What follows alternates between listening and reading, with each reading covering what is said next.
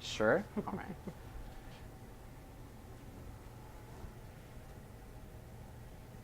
So I would recommend that we do that. It's going to help you kind of keep it looking cleaner for longer. It's not going to grow in with any unwanted lines or weight. It's going to be a little bit lower maintenance. Do you put product in your hair? No, nothing. Okay, just kind of towel dry and go. Okay. So even more tapering it around the ear and the hairline at the back, it'll help. And I notice your hair parts from the right to the left. Do you just do that as it gets longer to manage it, or do you normally? Yeah, all the time. All the time, Yeah. okay. All right, well, let's get started.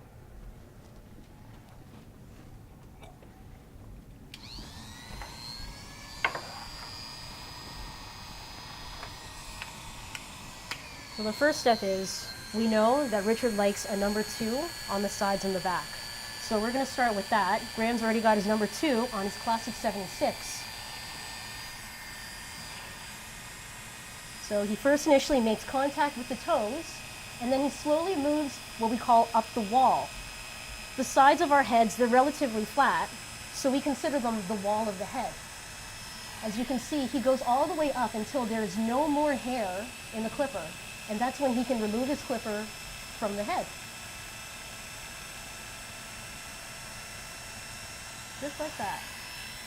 Always combing down with your comb, because you need to remove a lot of the debris. A lot of hair gets cut with our clippers, so if you don't comb down, all that hair is going to get stuck on the scalp, and we won't be able to get ourselves a really nice cut.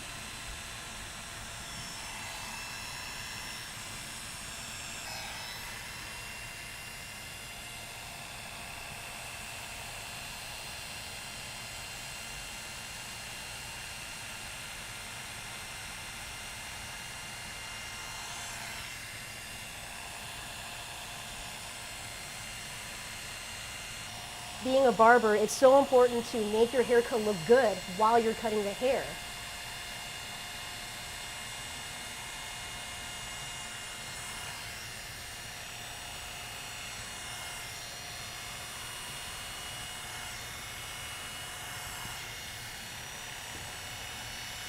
As you can see, as he goes up that wall, he's got a perfect blend going on.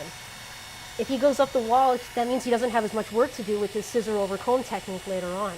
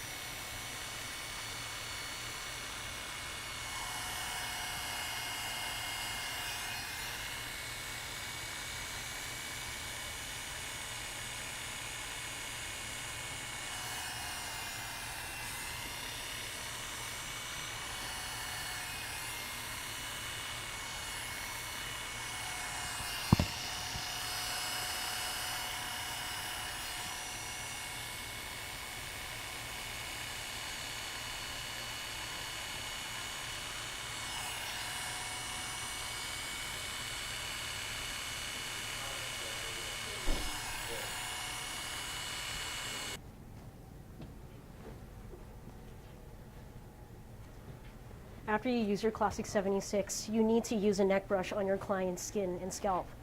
It gets very, very itchy when you remove so much hair using the Classic 76.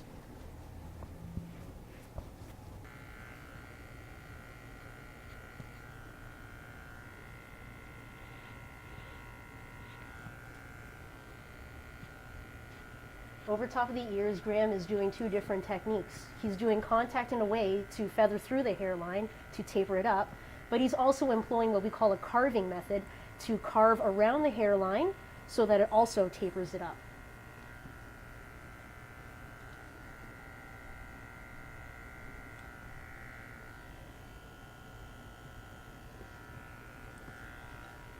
Head position is key when cutting a client's hair.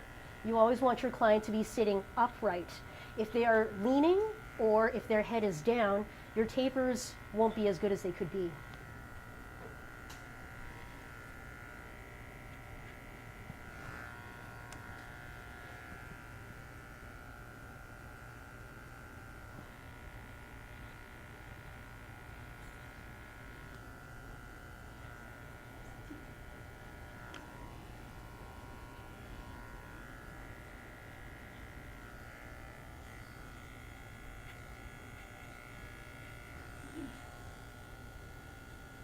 Head.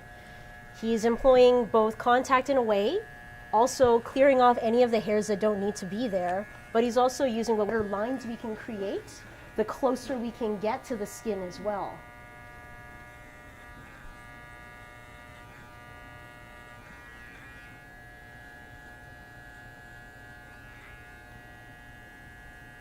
Graham, would you say you're staying true to Richard's natural hairline?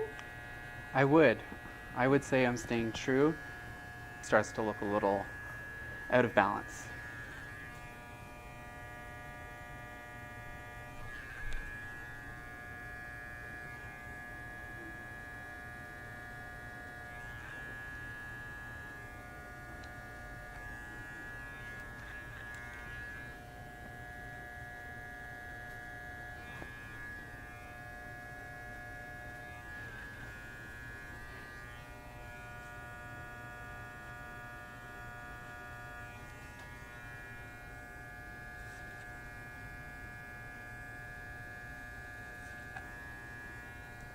Here, because of the growth direction, I'm looking to get the hairs to pop out to feed into my cutting edge of my clipper.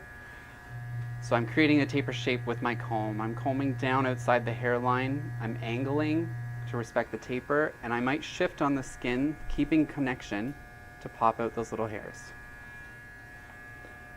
Here I'm going to be anchored with my hand against the body, standing upright. I'm just going to use the corner of my clipper to draw out the perimeter. I like to use the mirror to get a little more perspective, just to mark that sideburn. Knowing with what's to come, I'm going to be shaving around Richard's hairline to really crisp it up, so I can always adjust as need be. Up on my toes, supporting the skin, contact away, I can take that edge off. Just have you close your eyes, please.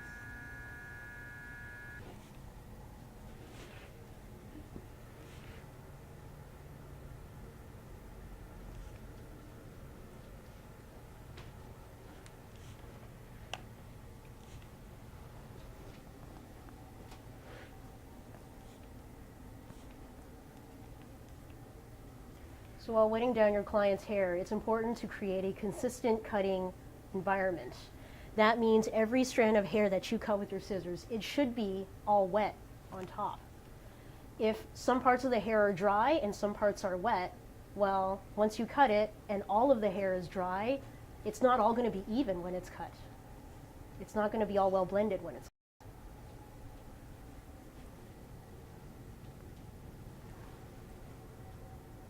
So in order to cut the top, what we call zone 4, Graham's employing the circle cut technique, whereas he scoops the hair with his comb and lays it over top of his scissors, and he scoops it until he has a proper set in his comb. Once it's sitting nice on the spine of his comb, he's ready to cut. The distance in which he pulls out that hair was discussed with the consultation.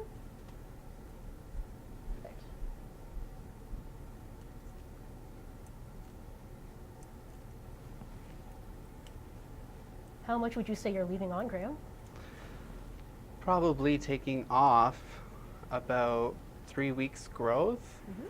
I'm leaving on a healthy inch and a quarter for sure.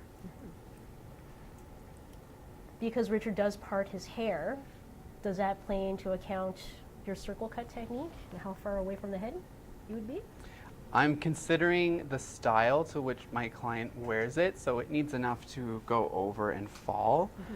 However, I'm not gonna be, when I went up with the wall, I didn't exclude the hair in the rollover.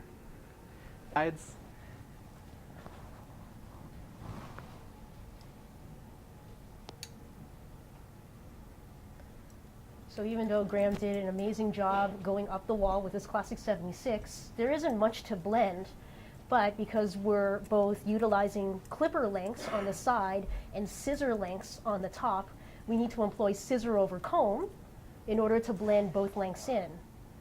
How he does so is he combs down, he picks up that hair, and in one fluid motion, still moving his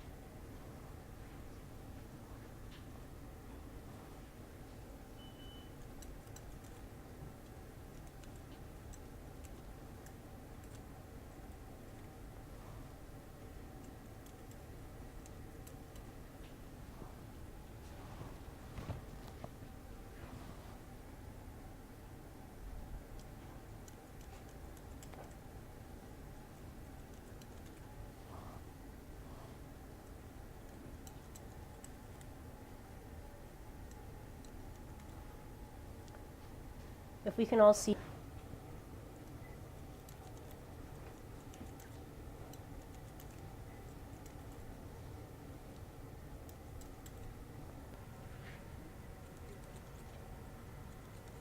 For things that really aren't sitting just right. I'm looking for areas that might be a bit more weighted than others. I'm looking for areas that might have weight lines where the length above could partially be longer. So I need to ensure it's the right length as I comb through it and feel it, but I also am looking for the superficial.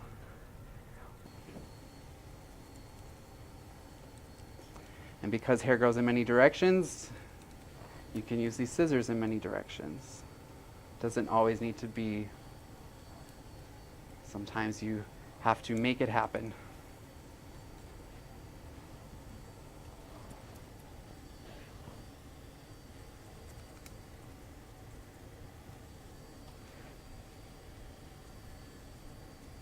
I think another thing about this stage in a haircut or these scissors, this tool, if you can't put your finger on it and say, this is the area, you're looking for things to happen.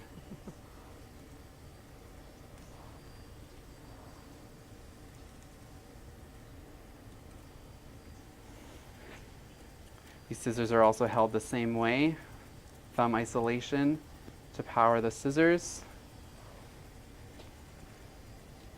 And in doing so, it allows you to get the best connection between the tools.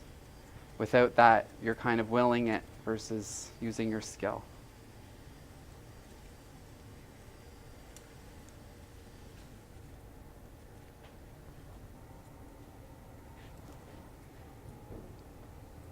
So you can see that Graham has isolated the area with his thinning shears, and he's not even utilizing a comb to take care of those areas. Sometimes certain areas just don't sit just right. Sometimes our comb is too thick, so scissor over comb won't work out.